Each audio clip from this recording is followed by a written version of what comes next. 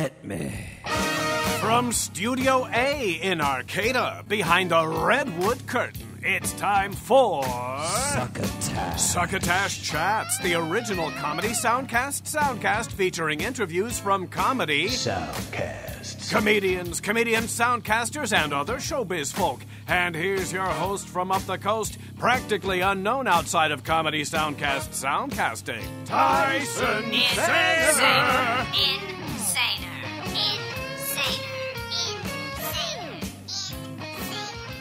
Saluton, estas me, Tyson Saner, your host for the duration of this Chats episode of Succotash, the Comedy Soundcast Soundcast. Thank you for joining us. I really have got a rare treat for you folks. Some of you may have seen the thumbnail for this episode and know what's coming, but for those of you who may have possibly downloaded this episode or otherwise added it to your queue without looking at it, first, seriously, thank you. And second, our guest is none other than television personality, musician, songwriter, filmmaker, and first-year winner of MTV's Wanna Be a VJ, Jazzy Camp. A couple months ago, Mr. Camp was on 2 episodes of the Soundcast Harmontown, which I recently had a chance to catch up on, and he had such a positive attitude about life I felt compelled to reach out to him. Some of you might recall that Jesse was reported to have gone missing for about a week around the middle of 2018, and I'm telling you that here because we don't really talk about it very much, if at all, in this chat. He went into great detail on those aforementioned episodes of Harmontown, so you can listen to that story there if you were to desire to do so. For the most part, we talked about the present and the future. In fact, there will most likely be a part 2 released sometime after this because we did have a pretty interesting time together on the phone. We've also got another triple shot of raging moderate Will Durst Burst of Durst segment, as well as selected ratings from our fake sponsor with 100% real website trumpoetry.com. Okay, let's dig in. Before we get to the interview, we're going to start with our first burst of Durst for the show from June 6th, 2019. Imagine if Obama, in which our intrepid correspondent lets loose with some pent-up frustrations. Hey guys, Will Durst here with a few choice words about how the Republican Party's attitude towards the presidency has changed in the past 3 years. Can you even imagine how they would have reacted if Barack Hussein Obama had saluted a North Korean general or neglected to lay a wreath at the tomb of the unknown soldier on Memorial Day because it was raining? They would have become so apoplectic they'd need plastic spit bibs to keep from ruining their $5,000 suits. These are the same people who went ballistic for a week when Obama wore a beige suit. Imagine him claiming he had fallen in love with Kim Jong-un after the two had exchanged beautiful letters, or took the word of Vladimir Putin over our intelligence agencies. There would have been so many congressional committees convened, the paperwork alone would have denuded the entire redwood forest north of San Francisco. And if Obama's personal lawyer and campaign manager were both sentenced to prison for activities on his behest, at least half of the Fox News anchors would need to be hospitalized because of the blood pouring out of their ears like spigots on a sprinkler system. Or what if Obama paid $130,000 in hush money to cover up an affair with a porn star while his third wife was pregnant? Or Michelle had posed for nude photos? They wouldn't have impeached him. They would have burned him at the stake and then scattered his ashes over the south side of Chicago. And if Obama had attacked a war hero like John McCain or sucked up to Vladimir Putin so hard he left hickeys the size of manhole covers, the same result. And if the first black president had stalked a white woman around the debate stage like Donald Trump did Hillary Clinton, forget the stake. We'd be talking about a rope and a tree. For Succotash, the Comedy Soundcast Soundcast, I'm Will Durst. Get a rope. Thank you, Will Durst. All right, let's get into our interview with Jazzy Camp.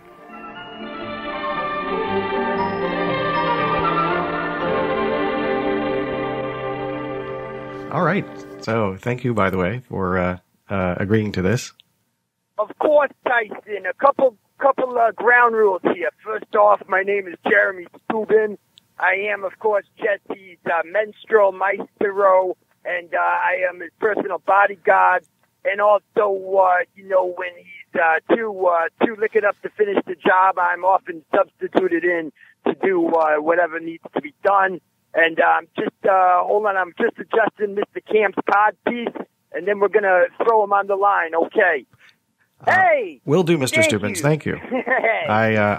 I appreciate the delicacy of the situation. Hey, Tyson. Listen, I'll let you in on a secret. I was the other voice you heard before I got on the phone. Oh, wow. Well, that is impressive. Spoiler. I understand. Hey, how you doing? I'm doing okay. How are you, sir? How's life? How's things? Things are, you know what? I'm going to put things in the great category. Things are really good. It's, things are really, really coming together. I am back in New York for a little bit and Right now? working. Yeah. Oh my gosh. And, Well, thank you for calling me so early in the morning. I didn't realize there was that time difference going on at the moment. listen, it's not even 1 a.m. yet. True. There is that. Yeah. And, I'm plus I've been doing bath salts all day, so really time is not really an important thing or even a tangible concept for me. Perfect. So you're in New York. Why were you saying before I so rudely cut you off? What did you cut off? I thought, I accidentally broke into what you were explaining why you're in New York. Oh, yeah, no, I'm here because I work for, when I'm in California, I work for a male escort agency called Dr. Don's, and it's really cool. It's an Asian-owned male escort service, and I am one of their exotic escorts. And so Dr. Don's is opening up a New York chapter, and so they sent me out here to suck some of the nicest Asian penises on the East Coast. And listen, I'm more than happy to do it. I am making that all up, and I hope that was not offensive. I'm just kidding. No, I'm here. It's all part of the crazy saga. I know I was talking about it on Harmontown, but yes. I work.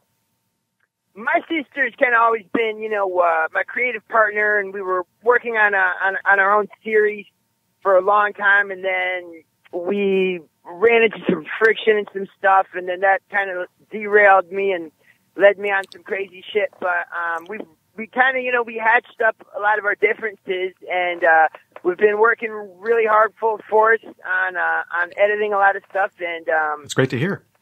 Yeah, and so in the broadest sense, it's kind of like a interview show with comedy segments and kind of just a whole hodgepodge of kind of craziness, with special celebrity guests here and there. Very cool. And no, we're making it.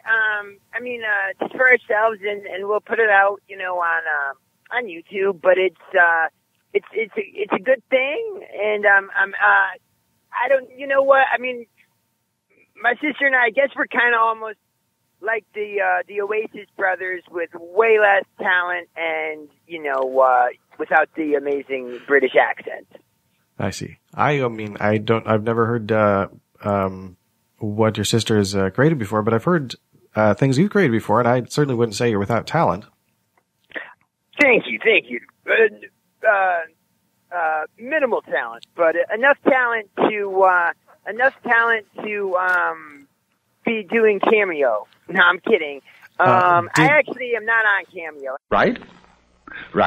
I'm really also very happy for you that you've got this other possible thing going on that involves character work, because that's always fun. Yes.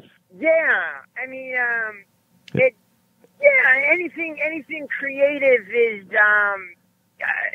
it's like life. You're not really living life unless you're being creative in some way. I mean, all human beings, and I just saw like this, and I'm a huge, giant fan of comedy, and I just saw this, like a last week tonight, like the John Oliver show, all about the Amazon warehouses and stuff. And, haven't seen that one yet. and that's really kind of, I don't know, Tyson, not to get serious and kind of veer from that, but I mean, it's fine. It's crazy, like the time era that we're living now, because it really does feel like a gilded age is happening again, and by that I'm referring to like the late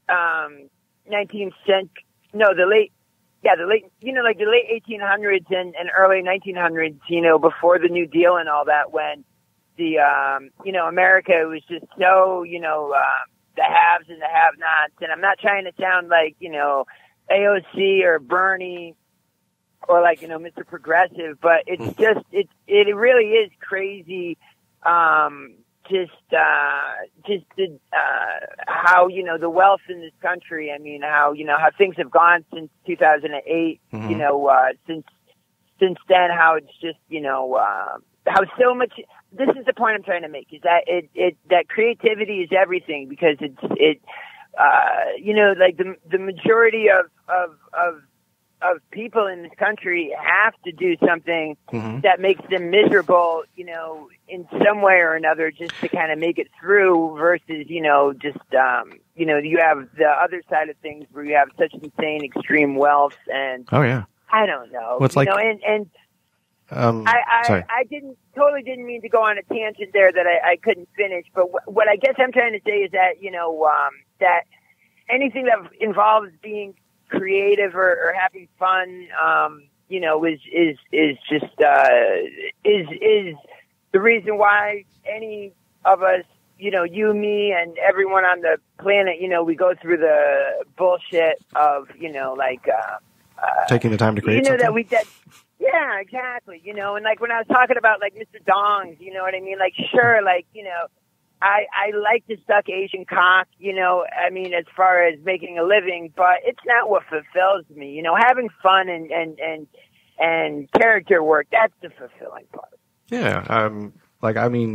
Sometimes I'll make a piece of music or audio just because I want to know what it will sound like when it's done.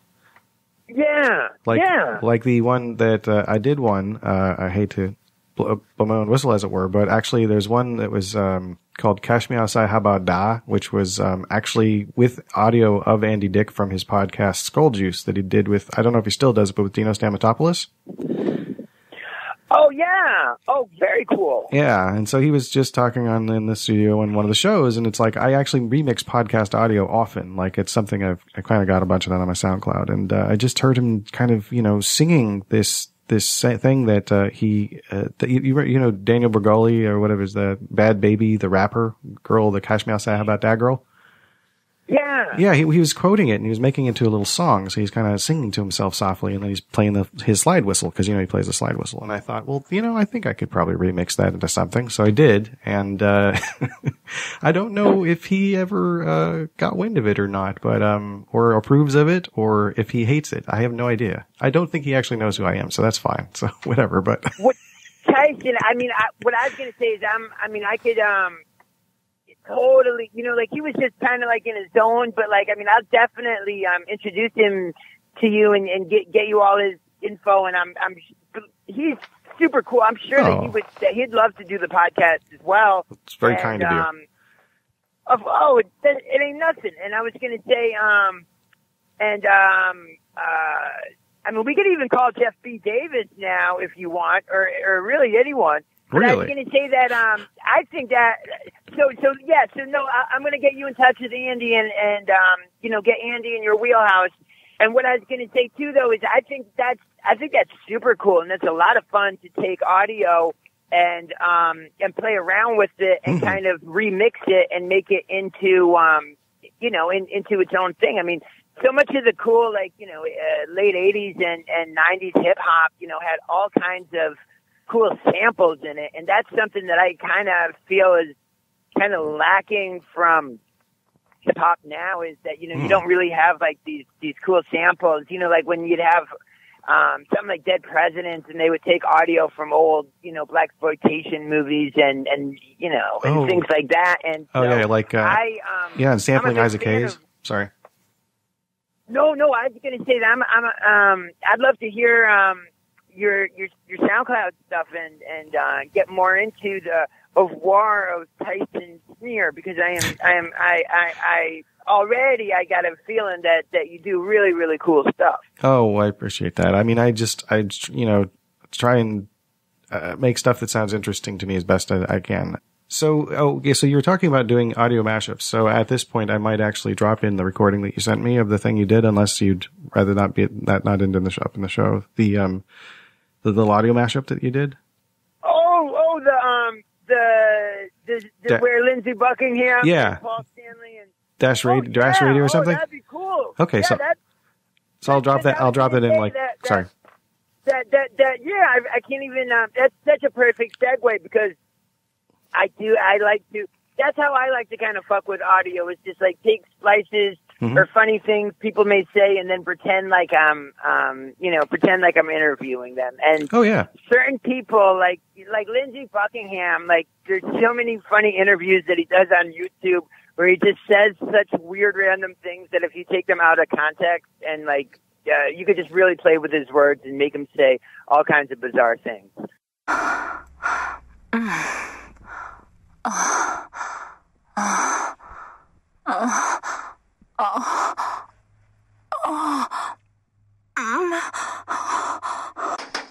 Jesse, open the door. Oh shit, you gotta get out of here now. Hello everyone, happy Wednesday, it's Jesse. And you're listening to the Monsters of Rock here on, of course, Dash.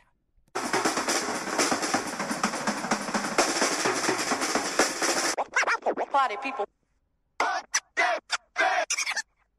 And yo, ladies and gentlemen, we have a very, very, very special guest in studio. This is my friend Garland Fredrickson. I want my vehicle. It was towed off a piece of property that I had permission to put it on. I want my property. This is the jail. This is the sheriff's department. It is more corruption. And that's what the gallows is all about. I want my gallows.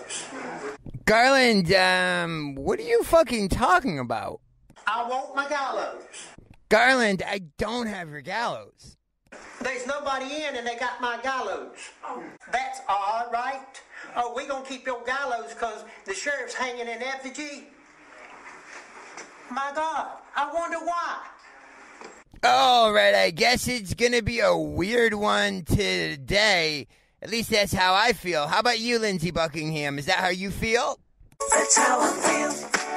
You are the sky at night, black and white, green and blue. That's how I feel.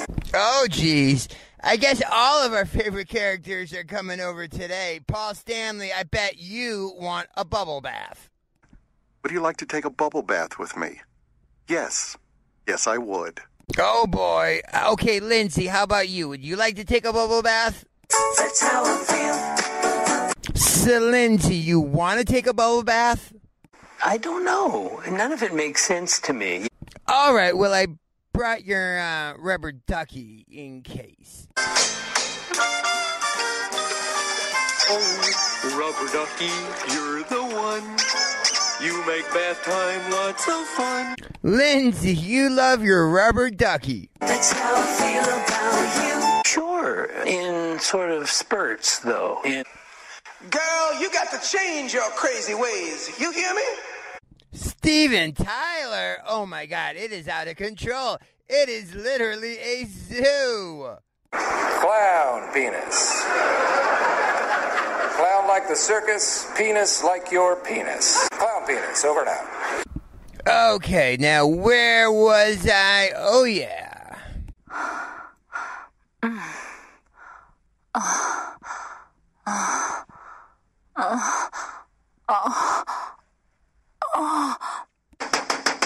Jesse, open the door.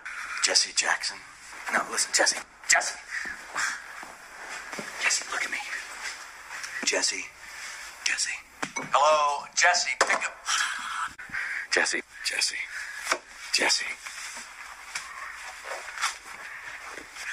listen.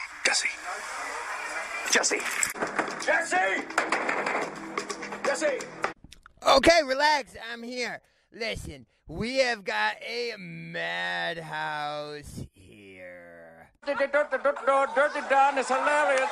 Oh shit, Dirty Dan is here. Dirty Dan is the new Monsters of Jock morning DJ. Yo, Dirty Dan, what's happening? Dirty Dan, what's your show all about? Well, it's called Dirty Dan the Garbage Man in the Morning Wood. And you gotta look out, it's mayhem! That sounds amazing. And what's this whole group of people with you? All right, okay, come on in, you guys. All right, let's see. That guy right there is Sherlock Homo.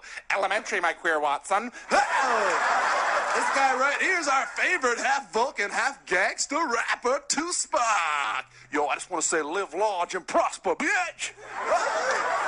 That guy right there is the man in the can. What's up, Joey Mac? And this sexy lady over here is Andrea with the traffic. Hey, everybody. Hey, man in the can. I'd like to get in your can. Man in the can, get back in that can. All right, I do not know what is happening to the Monsters of Rock station here on Dash, but I do know that we have some rock and roll, some heavy metal, hard rock, and we're going to do it for you now. Oh, but look, oh, shit. Don't touch the plates.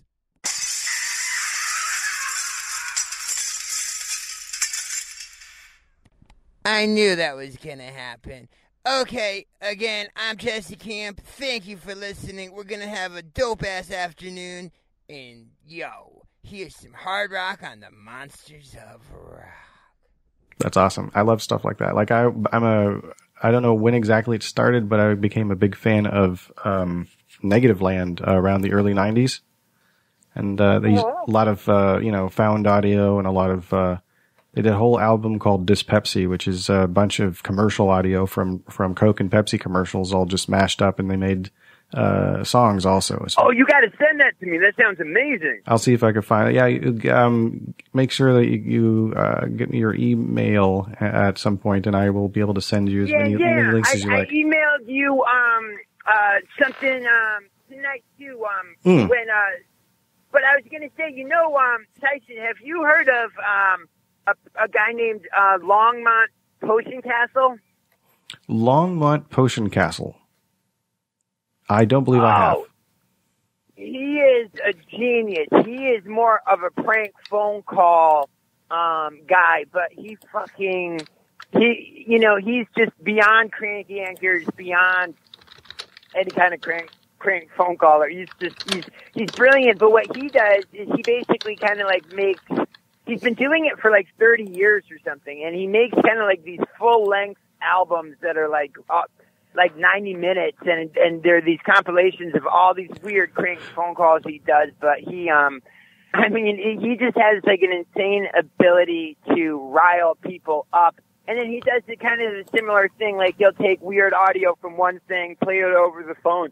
Nice. So, like some dude in the middle of nowhere and just completely get him to freak out. And, so that's something that you got to check out too. Oh, yeah. I'll send you some of it. Longmont Potion Castle. I found the Wikipedia page. That sounds really entertaining. That, actually, that's right up my alley. That and stuff like, Phil Hendry. Remember the Phil Hendry show?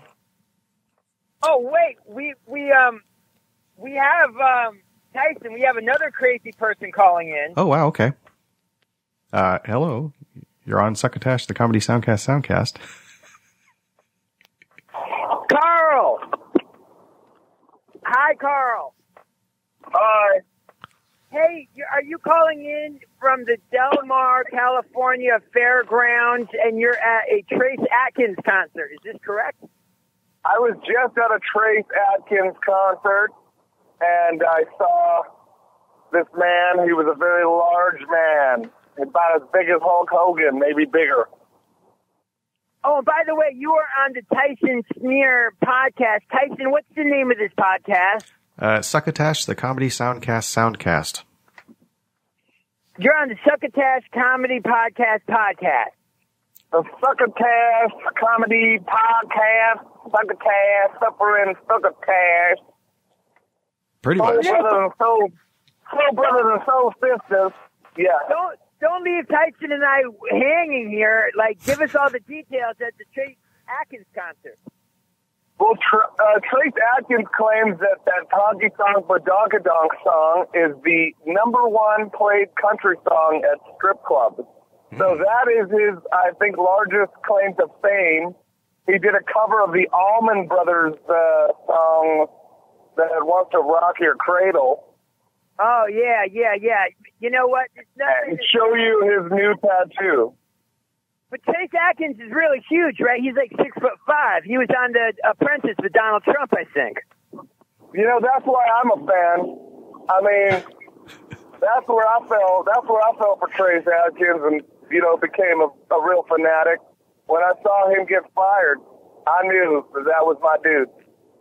But he also, I think, is like a crazy, I mean, he's country performer, but real hardcore alcoholic, like Randy Travis, like where he like fucking like he gets drunk and like drives into people's houses and shit, right? He might have banged my ex-wife for all I know. I know she said she met him in Nashville. I hope he did. You know what? My sister fucking like actually made out with Trace Adkins randomly, Marisha. Did she bang Trace Adkins? I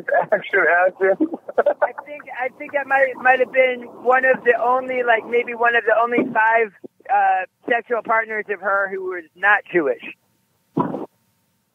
Your sister hooked up with Trace Adkins. I think so. She told me she was on the Atkins diet. She's just eating all protein. She's getting that protein shake delivered straight into her mouth. And then Tyson had a shot, and he was feeding her like family. I mean, Tyson might have, listen, if I get the opportunity to get to swallow some of Trace Adkins' cum, I will fucking say yes.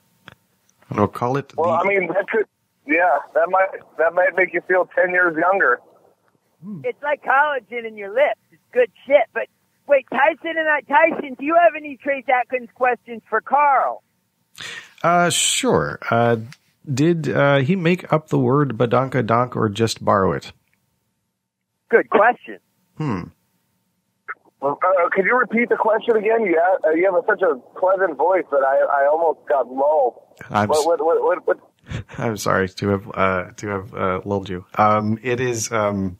Did Trace Adkins invent the word Badonkadonk or just borrow it because it rhymes well with honky tonk? I guess is the more full version of the question I was trying to get at. It was the full version. There were women dancing.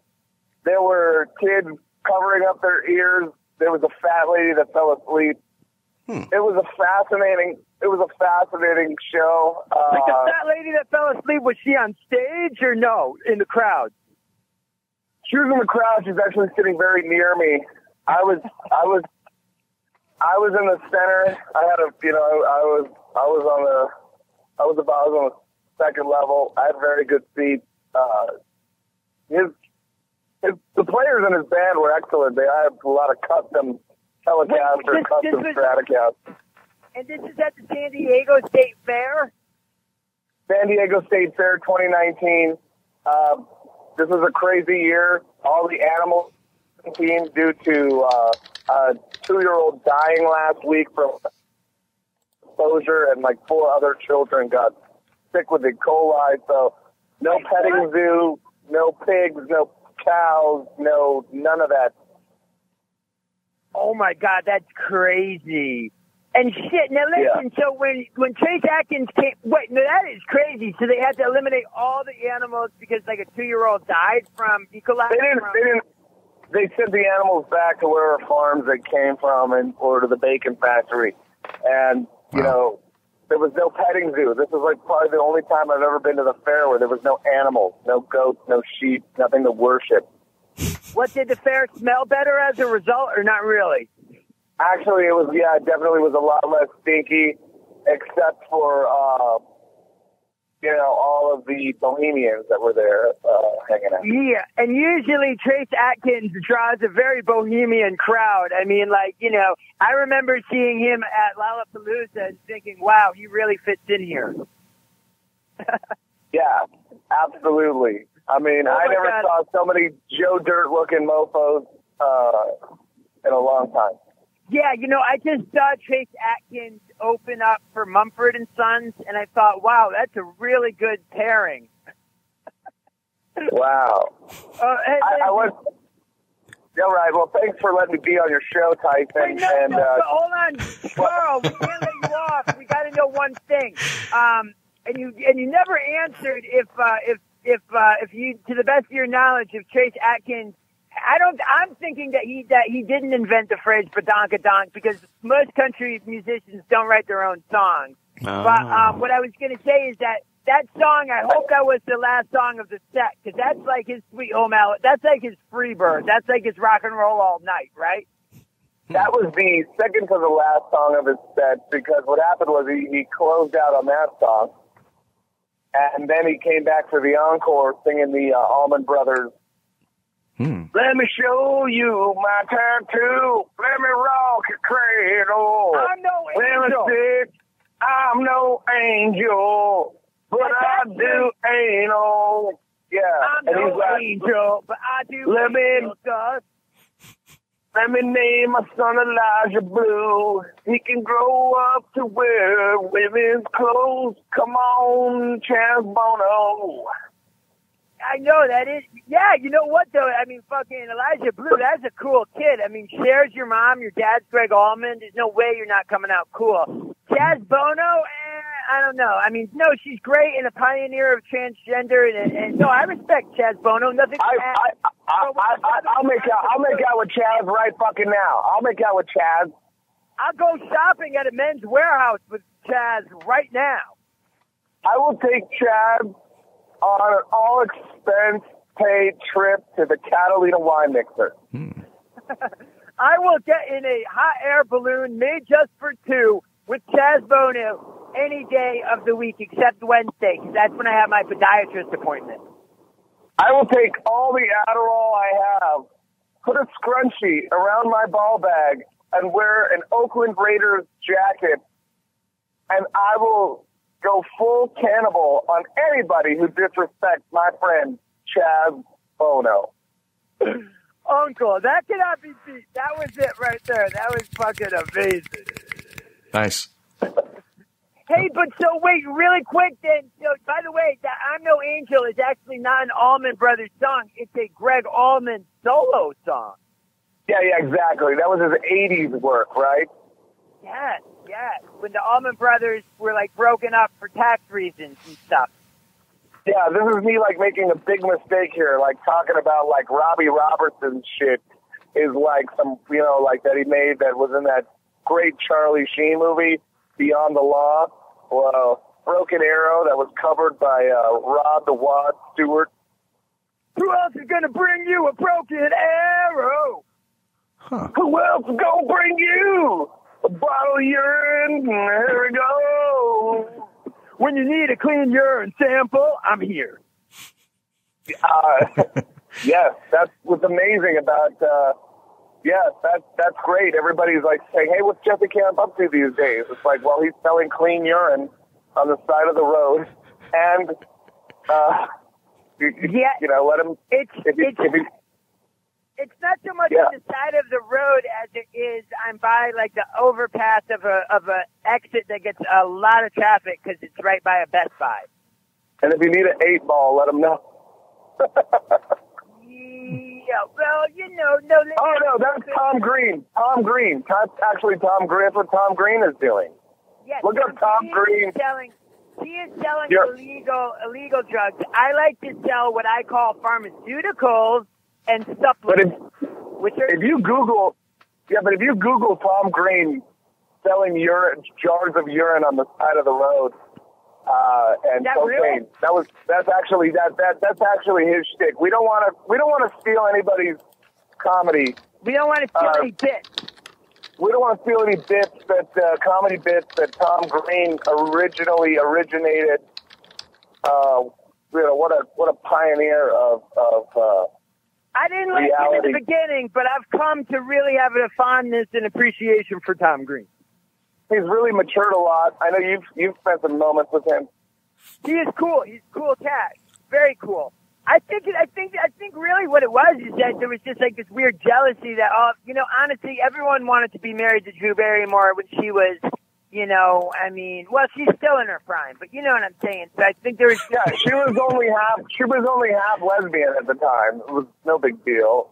I mean, I think that she kind of had a biological clock ticking thing, and she found like just whatever dude was good enough with her at the time, and had her kids with them. And I would rather make love to her mother, and if her mother's listening right now, she's a big fan of the Tyson Saner podcast, which is called. It's got Tyson one more time. Succotash, the Comedy Soundcast Soundcast. And that's it. It's because it's so many syllables that I have short-term memory problems. Perfectly all right. But Carl, you would have sex with Drew Barrymore's mom. Oh, who is the big mom manager way before Kris Jenner. Super hot, banged Jim Morrison, and used to be on Howard Stern all the time. I don't know if she's still hot, but I mean, I'd do it just because, she was hot Barrymore, right? Like Jade or something? Jade Barrymore. Yeah. Made love to Jim Morrison. If you want Jim Morrison's DNA, Jesse, Tyson, Jade Barrymore is the way to eat it. I'm telling you, don't just stare at it. I remember she was in the movie Doppelganger that Drew Barrymore was also in. Oh, yes. And she might have been in the movie Hall Pass, where I think she was the lady that dude was fake chowing the box, and then she kicked him in the face when, like, Owen Wilson walked in. I'll have to look out for that one. Oh, wow. Yeah, my favorite scene in that movie. He's just fake chowing the box. You can YouTube that. It's great. Man, I just saw this movie called The Morning After, but it's not about a Plan B pill. It's about, like, Dick Van Dyke as an alcoholic in the 70s. It's insane shit, too. Oh, yeah. Dick Van Dyke? Yeah, from Shitty Bang Bang, and I saw him recently I saw him in the Mary Poppins sequel recently. He's still got those moves. He's got those moves like Adam Levine. Oh yeah. Yes. Not like Mick Jagger, but I got those moves like Adam Levine. Oh my God, can we just take a minute to talk about what happened at the Super Bowl this year? That was really a case of like fucking no one asked for this. Like basically like where like everyone across America is like eating food during the halftime show, and then Adam Levine makes everyone look at his like weirdly tattooed chest. Nipples. Yeah, I want to see Janet Jackson's nipples, not his nipples. Right. I mean, but really, that's just such a double-ass standard, and you're right. I mean, I'd much rather see Janet Jackson's anything than Adam Levine's anything. It's just because here's the thing.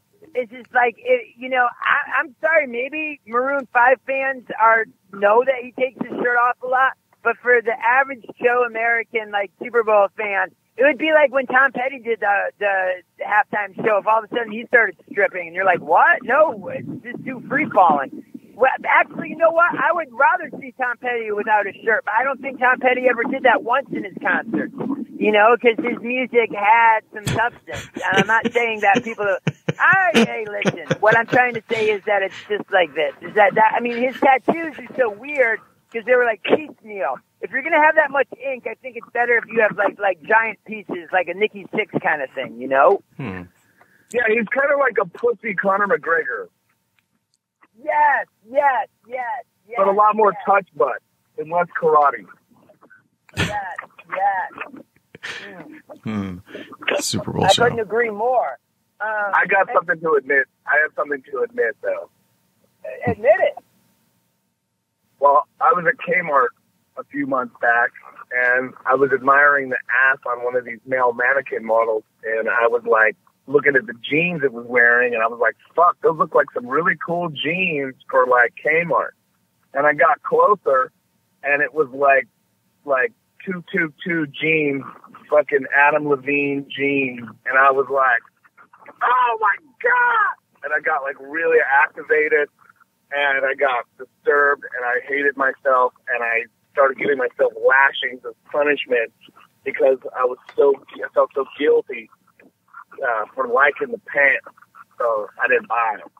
Were you like questioning your sexuality, or what was it, or more like aesthetic or taste that you're like, how the fuck could I like something that Adam Levine? Yeah, how could I like something that this jagoff like came up with, and like, does that make me less of a human? And I felt really bad. And then I saw this like first act guitar from far away. I was like, oh, what a cool guitar. And then like, it was a Adam Levine guitar, and I smashed it right into fucking Walmart. Wait, so he has a guitar line at Walmart and a pants line at Kmart? Yeah, it was crazy. Are you sure that it was a Kmart? Because I thought they went out of business. Could it have been a Big Lots? There's one here. Kmart's out of business? No, there's at least one left, and it's in McKinleyville, which is north of Arcata, where I live. Hey, can you tell us, Tyson, a little about your neck of the woods? Because you are in Humboldt County. Carl and I actually met in Sacramento, which is, Northern California. But tell us, are you across the Mendocino County line? Oh yeah, we're north of that, I believe. We're also south of Del Norte County, which is where Crescent City is. There's about 150 miles or so between the Oregon border and the beginning of Humboldt County, I believe. So we're not. Were you affected by any of those fires, or that was more towards Redding? Oh well, there was a lot of fires in like a many years. The first year we got here, there were fires raging. First year we got back, rather, I moved away to Washington for like 15 years and moved back in the year 2015, and there was big fires happening then, and we got ash from them, and they were that was like out towards, I think, Willow Creek in that area, where Bigfoot was sighted in the in that famous Patterson Gimli film. Yeah, it's Bigfoot country, supposedly, if one believes in that sort of thing. And so we get a lot of bad air when the fires happen, but we certainly don't get the terrible, fire part that much often. And there were a lot of people who lost a lot of property and stuff during some of those most recent ones. So fortunately, no, we haven't had major fire cataclysm here yet. It's really close to the coast. That's very good. Yeah. That's a plus. Absolutely. I mean, that's such a special part of California. I got to say that I usually pride myself on having been to most nooks and crannies in California, but that's one part of the state that I really haven't. Because you really have to. You'd have to take the 101, and like how far would that be from, like, let's say Santa Rosa or something? Oh, only from Santa Rosa? Oh gosh, 5 or 6 hours. That's it. It's okay. You ever go swimming in the Russian River? Well, the Russian River? I'm not actually familiar with that. What that Isn't there a river? Isn't there a river in Mendocino that's like called the Russian River? Could be. I'm not. We're not that close to it. I can look it up. I know what you're thinking about. You're thinking about that salad bar that has like unlimited Russian dressing. There's a Russian River Brewing Company. Yes, river in California. It goes through. I can see Santa Rosa. It's near Santa Rosa, and then it heads north, and it is in Sonoma and Mendocino counties. I just googled that. Yeah, it's near Ukiah and whatnot. So it's really only about it's less than 400 miles between Arcata and San Francisco. So it's actually not hard to get there in like a day or less than a day, and then still have time to, find a hotel or Airbnb. The driving though up that way, I mean, is it very mountainous? I know, like, if you're on the 5 going into Oregon, it gets, you definitely will hit some weird terrain. Yeah, we definitely when we would commute back and forth from Washington to Arcata practically every year, there's a stretch of road between Grants Pass and us, basically where it's not the 101 yet. It's 199, and then it becomes the 101. And there's a lot of mountain road there. We call it the twisty bits, because it's like you're driving, and on one side of you is mountain, and on the other side of you is nothing except maybe a rail, and there's a lot of that. It's kind of cool as long as you're not the one driving and the person who is very good at it. So I've been fortunate. Well, I don't know if you remember this, but in the 1970s, I guess there was a serial killer that what he did is he basically he took the 101 north of San Francisco, and they called him the Myers Flat Killer. Oh wow! That was the most gory one. But basically, he got on the 101, and the first person he killed was in Garberville. Then he killed someone in Redway, and then he killed someone in Myers Flat, then one in Redcrest, and then someone in Scotia, Rio Dell, Fortuna, Loletta, and then he killed someone in Eureka. Oh, wow. He went to Samoa, then he went back to Arcata, your town, then he went down to Bayside, and then he went up to McKinleyville, and that's where they finally caught him. Holy he crap. was drowning someone in the Mad River. Oh wow! Yeah, but you know what the great thing about that guy was? Is he came up with 8-minute abs. Yes. Jesus. Yes. He, a lot of people didn't put two and two together, but that famous serial killer, he came out with, when he came out with 8-minute abs, they didn't have VHS yet, but they did have Beta Max. And whoa! You're thinking Gouda, but it's fucking Monster Time, baby. That's a good cheese as well. That's Hey, you know, I mean, he was plotting his final killing in Trinidad, but he never made it up there. wow. Yeah, that's He all. just only got as far as Tobago. Right, Tobago. And then he was headed out to Las Vegas, but he only made it out to Needles. Yes, indeed. And acupuncture is nothing without its needles. It's true. Yeah. And needles would be the ketchup to the mustard that is pins. It can be pins and needles and pins. That's what I'm getting for Christmas. Yo, that's, you know, you can never, I mean, it's a stocking stuffer more than a main gift, but still needles and pins. Listen, if you have some sewing to do, it's important stuff. All right, we'll take a little break away from the interview and get to our second burst of Durst from June 21st, 2019, A Rash of Lies, in which our intrepid correspondent skips through all the psychobabble and tells it like it is. Hey guys, Will Durst here with a few choice words about our lying president. There's no other way to put it.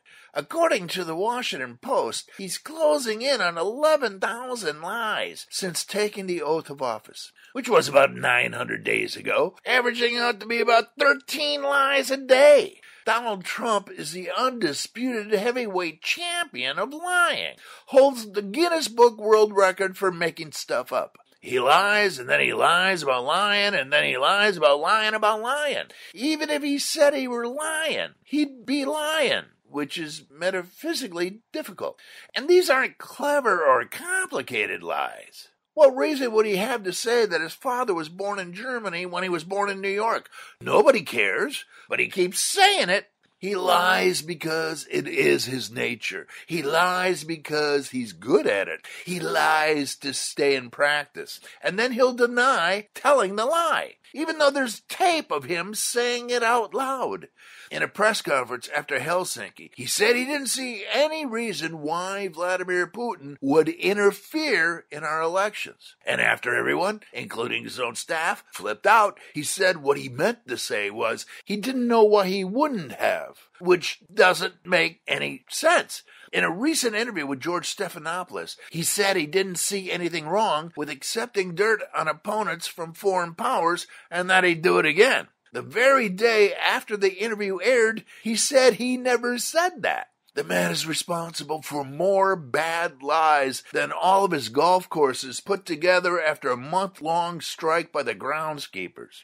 He goes so far beyond pathological liar, psychologists are going to have to name a new condition after him. Hope it's something that comes with a rash. For Succotash, the Comedy Soundcast Soundcast, I'm Will Durst. This episode of Succotash is sponsored in part by TrumPoetry.com, a chronological ode to a fake muse. Enjoy a rhyming spin on the news of the day every day, as well as over 500 archived daily verses thoroughly covering the White House, America, and the world with a sticky caramel coating that's impossible to remove. That's TRUMPoetry.com. Everything you need to know in rhyming couplets. TrumPoetry.com. Yes, TrumPoetry.com. So, our selected reading, we have two from this July. The first one is number 552 from July 18th, 2019. And now, a list of evidence he touts that one's dissent should call for deportation. To salt the bleeding fissure of our nation, a rally chant as if by soccer louts. Impassioned crowd rings out with "Send her back." A mob shall solve the problems at our core. While leaders punt on what this country's for, it's hard to see recovery from our lack. The market's up, so tell me, what's the fuss? Our policies, dark secrets poorly kept? America so steeped in moral debt, while others pay the bitter price for us.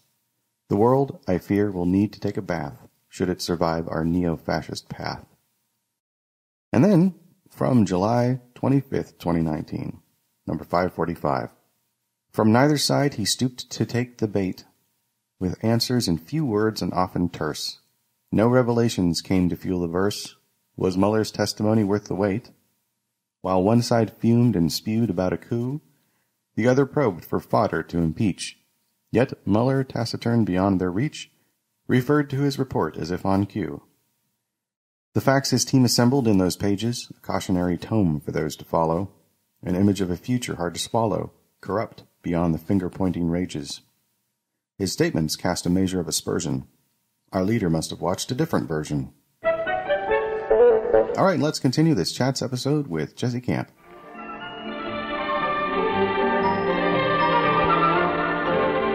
But Carl, really quickly, Tyson and I wanted to know how are you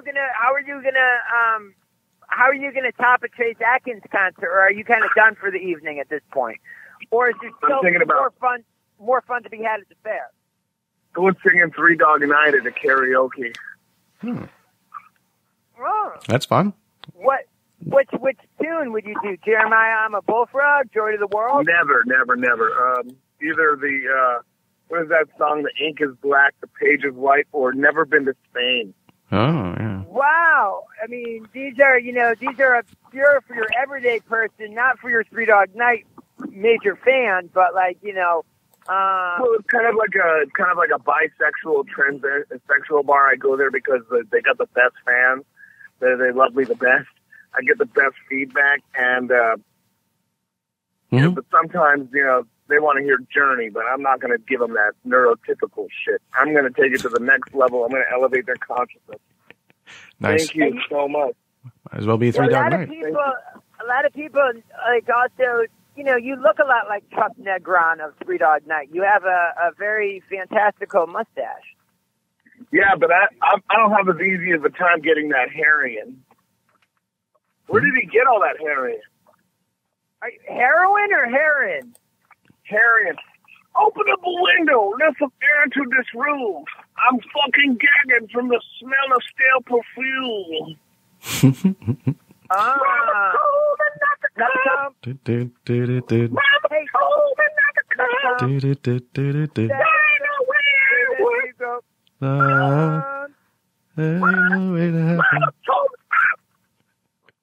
Nice. Mama told me. Oh my God, you guys! Huh. Why has someone not done a mashup of Lenny Kravitz's "Mama Said" with "Mama Told Me Not to Come"? Ooh. Well, they will now. You want to hear some Lenny My mama said not to come. And my mama said not to come. Genius. Whoa.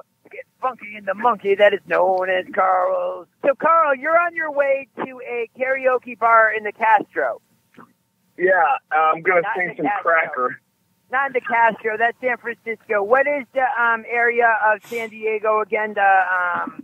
No, I'm not going to Hillcrest. Hillcrest is a wonderful place. Now I'm going to North Park. They got a place there called Red Wings. That's where we went and did that karaoke duet So good. Way back when. Tell them not to come. Do. Exactly. So good. So good. Love don't feel like it should. You make it. Hurt so good. That's You make it. In Bloomington, Indiana. Yes. You know what? I'll tell you. They're dangerous. Did I ever tell you about the time that my sister and I, we actually went, we tracked down where John Mellencamp, like, home studio, art studio was in fucking Bloomington and like, dropped by, and the band was actually, oh my God, this is a great July 4th story. In fact, this shit probably happened about this time, maybe 10 years ago, but my sister and I were on a road trip, we're big John Mellencamp fans. We went to his hometown, Seymour, then we went to Bloomington, like the college town where he lives now. And, at the time, we just asked around and people were, there, he's just like a local. And so people were like, yeah, his house is blah, blah. We found his house. We just like drove our car right up to it. And we heard music coming from there and we knocked on the door and, his band was rehearsing without him. And then he dropped in later, but the band said, yeah, you can come just watch our rehearsal.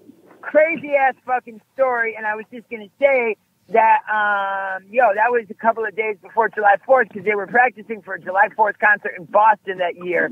And, so there you go. Just had to throw that story in there like a fucking attention-needing person. Oh, that's good. But, it's very cool. Thank you for that. Okay. I always thought that the riff, the Michael Jackson guitar riff for Black and White reminded me of Hurt So Good. When I first heard it. It's very similar. Yeah, it's similar. Hey, by the way. The best thing. Oh. No. I was just going to say, and then I'm going to shut up, is that album that has Hurt So Good on it and also has Jack and Diane, that a lot of the arrangements on that album were actually done by Mick Ronson, who was, David Bowie's Samantha Ronson's brother? No, that's Marc Ronson. Who also has that's so different. No relation to Charles Bronson?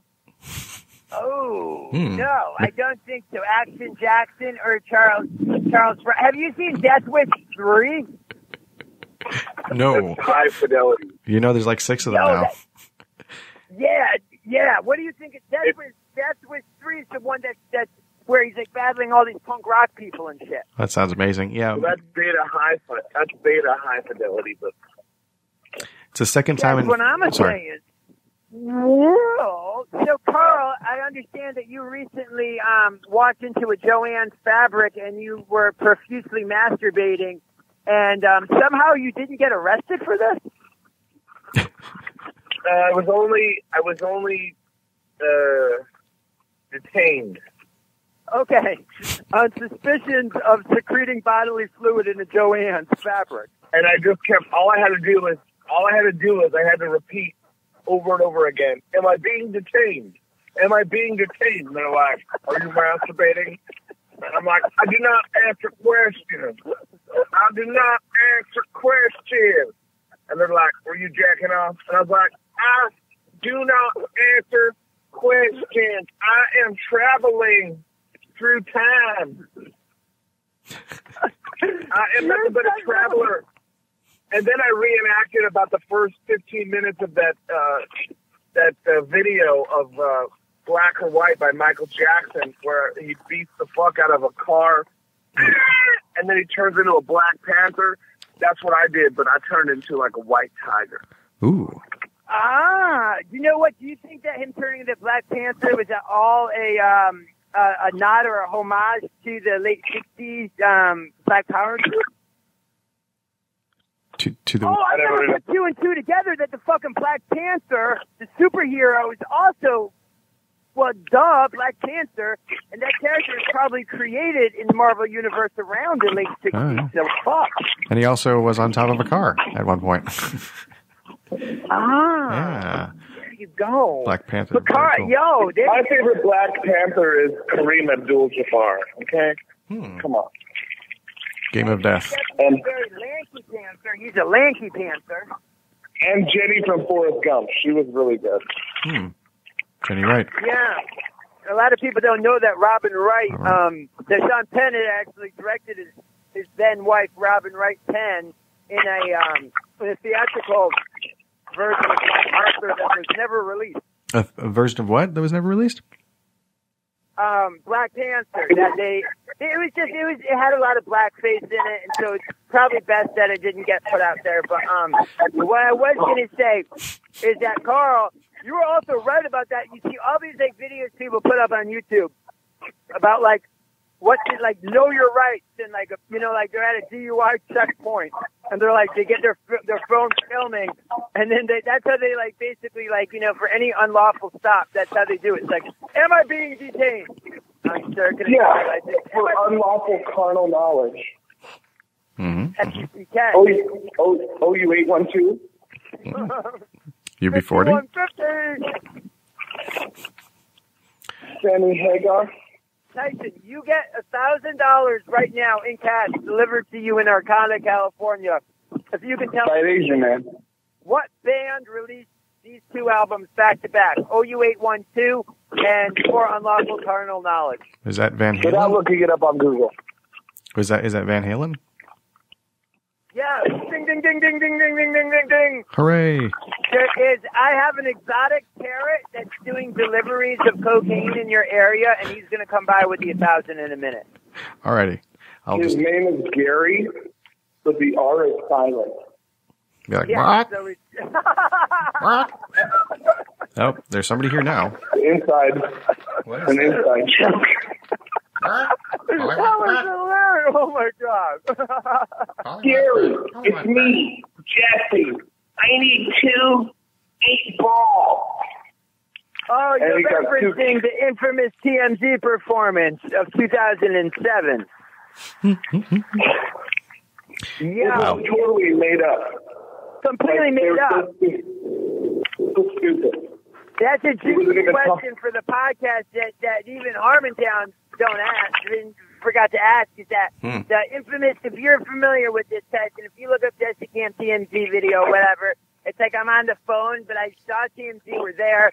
Not even like because they were wanting to fuck with me, just because it was outside of this MTV TRL party. And anyway, basically, I just pretended that I was on the phone with like with my drug dealer ordering 2 8-balls just to like fucking do something like retarded in front of TMZ, but I was not actually ordering 2 8-balls. Okay. You know, I don't think I saw that clip, but I did see the thumbnail for it, so now I'll keep that in mind when I do watch it. Yes, definitely. I saw the Uber jalopy. Sorry. Yes. Casey, I feel like we've been like taking over the show. Like, is there anything that you wanted to address or any questions that you really that I mean, because we could do multiple nights too. Like, anytime you want to have us back on, we're on. But is there anything that you really that you wanted to address or any? You know what I'm saying? Like, did you want to talk about the G20 summit, or did you want to talk about which of the Democratic candidates at the debate do you have a Democratic candidate, Kamala Harris, Cory Booker? No. Who do you want to get the nomination, Carl? Well, last time for the Democratic nomination, I was pulling for a guy named Jim Webb. Unfortunately, the mass media, they sabotaged his career. Now, Jim Webb? What's that guy's name? Pete Buttigieg? Alfred E. Newman? I like him. Buttigieg. I'm going for Pete Buttigieg. Yeah, I like Mayor Pete Booty. I like Pete Booty Warrior and Alfred E. Newman ticket. I'm voting for those guys. What about Elizabeth Warren? Well, you know, I'm not voting on looks alone, okay? She's the hottest. So we'll let you go. Thank you for being on, sir. Thanks, guys. Thank you. Tyson, I can't wait till we get together with Freeway Ricky Ross up at Mendocino and Humboldt and get weird. All right, we'll see you next time. Sounds good. Thank you, Carl, stay, but for right now, I got to Humboldt. All right, take care, guys, and take care. Enjoy the karaoke. Well, All right, Tyson, we got. Carl had to jump off. I could hear that he was definitely he wanted to chase down the Trace Atkins show with some oh yeah. Some vaginal heat of the east. But it's funny how we're so listen, I didn't mean to. Hey, you know what? Just really quickly, just to get it out of our systems. You know, it'd be really just. I'm dying to do with you just really quickly. Do you know about Flying J? Flying J, the gas station? Yeah. I've heard of it. Yeah, there was one in Eureka at one point. The Flying J, they were sort of up and down the coast, I think, for a while. Yeah. Their Flying J is like a national kind of truck stop chain, but basically, I love making prank phone calls, and I bet we could do a funny one together. But name a state anywhere, like any of the 50 states. Like a place that you'd want to call right now, like just to be like, well, I wonder what the fuck they're doing there. Okay. Wyoming? Right. Let's call. Oh, okay. Awesome. See, now, I say that because I've been through Wyoming and I didn't see one person. So I imagine there's somebody there.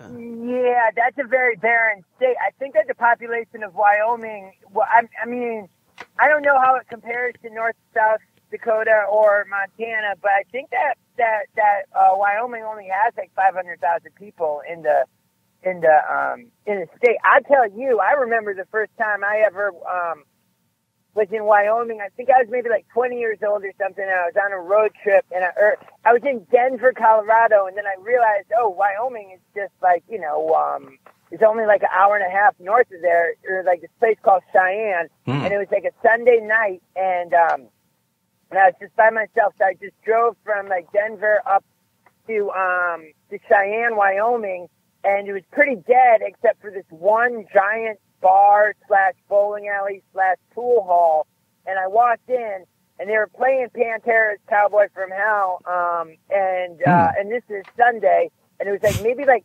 10 kind of cowboy people, but they were like early 20s kind of cowboy guys, and they were not happy, and this was just a little after that movie Boys Don't Cry, that real story had happened, where there's a college town just about an hour west of Cheyenne called Laramie, where they had beaten a gay kid. I want to say his name was Matthew Shepard, to death. And so, not that I, was like coming off like, hey, I'm flamboyant in your pool hall, but it was just like you could just smell a weird vibe. Every time I go through Wyoming, it's like I feel like the people are not happy. They're like so angry and bitter and shit. And it's just like, there's no guns. Well, I get economic things that would keep you there or whatever, but it's still like, I don't know. I mean, you're pretty close to fucking Colorado, but I think that Wyoming makes a whole lot of money now by being so anti-pot that it's just they're just waiting for someone like to come through, like from Denver to head back into Wyoming so they can make a big to-do of it. But what about, let's call Flying J in Cheyenne, Wyoming. Okay, here we go. Okay, so what's the bit? I'll just follow your lead. Hello? Hello, this is Flying J. Hi there, this is Matthew Gonard. How are you? Good. Hey, who is Charlene working there tonight? No. Okay, that's for the best. The last time I was passing through Cheyenne there, I came into the Flying J, and it was kind of late in the evening, and it was just me and Charlene, and we got to talking, and then her shift ended, and then she came back with me to spend the evening in my truck, and I just said something that offended her. We were talking about the Hangover movies, and she said that her favorite Hangover was number 2, and I just kind of was like, oh my God, it's got to either be 1 or 3. She got pissed off, and just, it was a whole to-do. So I was just, if I'm going to be there tonight, I was hoping maybe that she wouldn't be there, because it just didn't want it to be awkward, Okay, well, I don't know who you're talking about because I'm new. So is there anything that I can help you with? Yes, Charlene is, she's, I would say, more of a heavy-set lady, probably a little north of 200 pounds, but really sweet. I mean, I made several overtures to her to try to win her back. I even sent her a Blu-ray copy of Hangover 2, but that was just it. It was like I said the wrong thing, and then it was like I couldn't move things backwards, you know. I had overplayed the bass. You know, I was kind of slapping a funky one. I mean, okay, well, look, I'm new. I don't know what you're trying to get from me, but if you can talk, I don't have time. I don't know who you're talking about.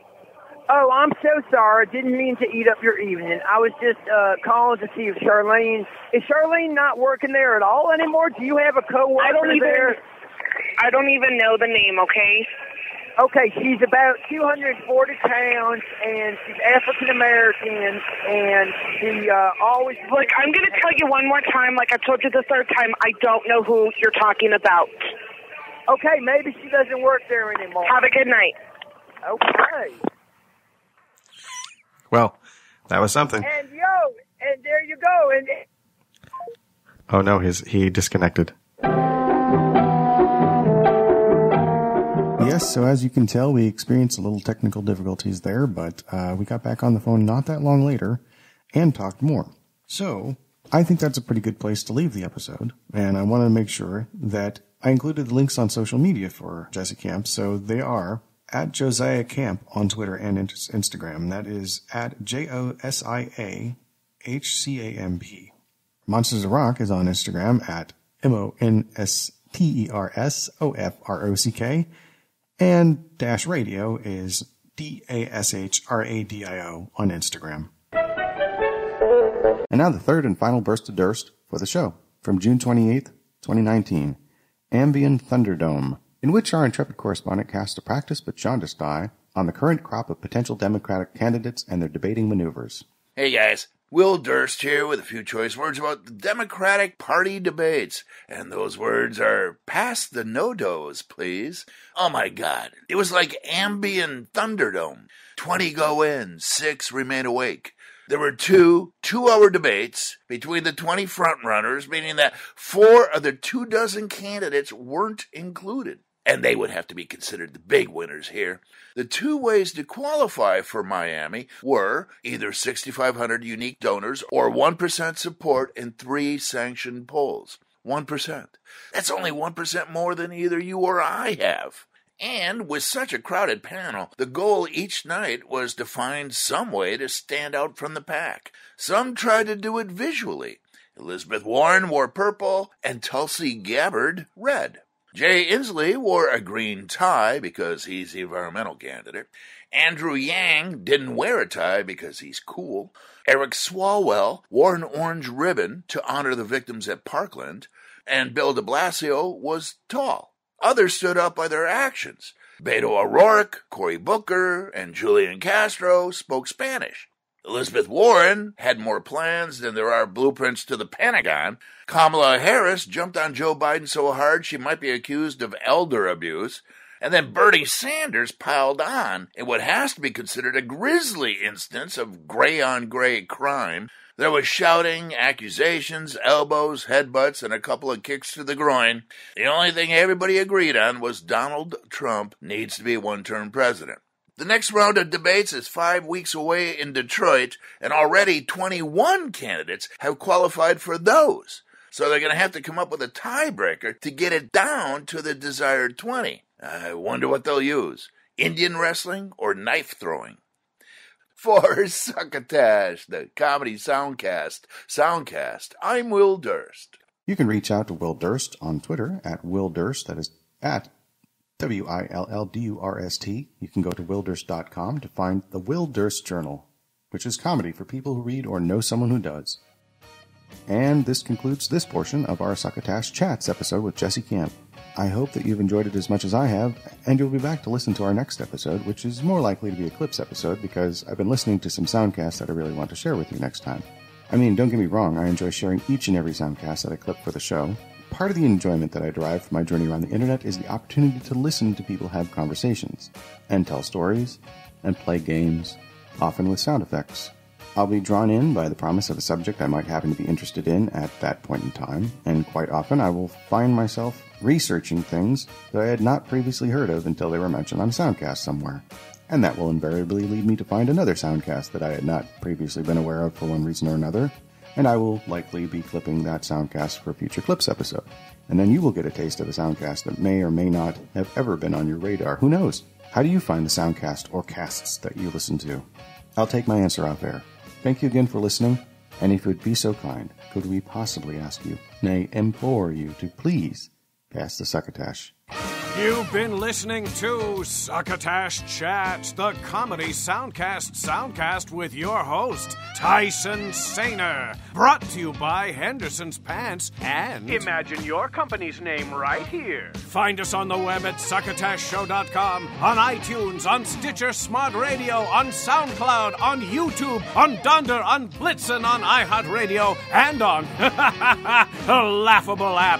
You can hear us streaming and like us on Facebook. Follow us on Twitter at Succotash Show. Email us at TysonSaner@succotashshow.com. Or call into the Succotash hotline at our toll call number, 818-921-7212. That number again is 818-921-7212. You can also upload clips from your favorite comedy soundcasts directly to us by using our direct upload link at hightail.com/u/Succotash. Production of Succotash is overseen by Joe Paulino through the auspices of Studio P Sausalito, hosted by Tyson Saner. Our executive producer is Marc Hershon. Our musical director is Scott Carvey. Our booth assistant is Kenny Durges. Until next time, I'm your loyal booth announcer, Bill Haywatt, reminding you to please pass the Succotash. Goodbye.